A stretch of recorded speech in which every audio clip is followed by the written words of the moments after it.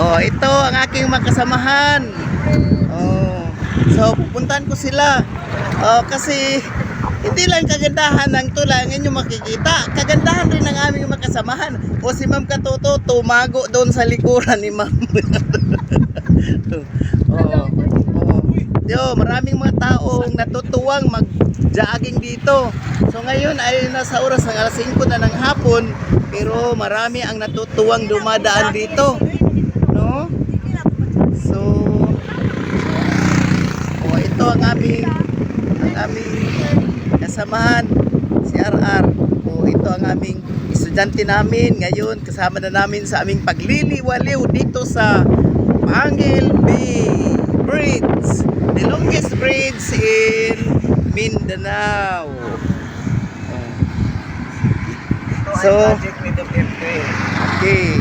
Ito ay proyekto ng dating Pangulong Rodrigo Roa Duterte. So, ito ang makikita ninyo. Ito ay tumatawid sa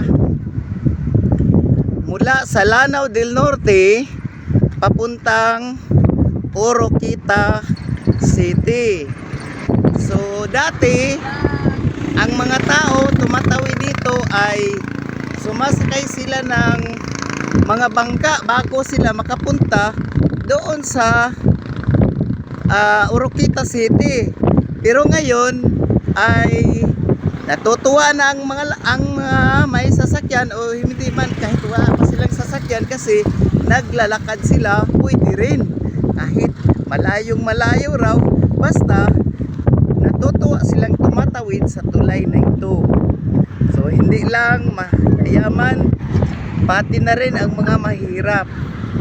So tumatawid ito sa dagat mula sa Lanao del Norte hanggang sa Oroquita City.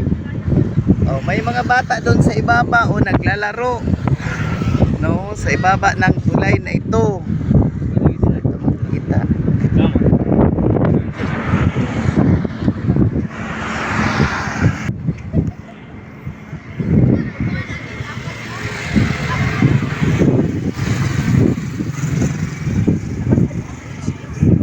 So, napakaganda talaga ng tulay kapag makapunta kayo rito.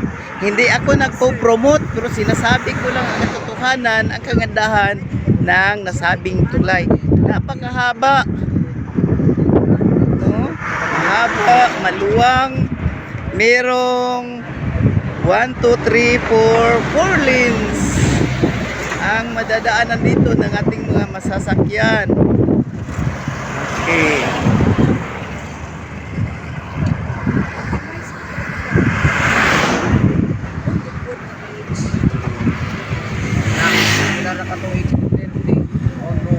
Karon sa Marcos wa magyoy na umano. Give sa isa.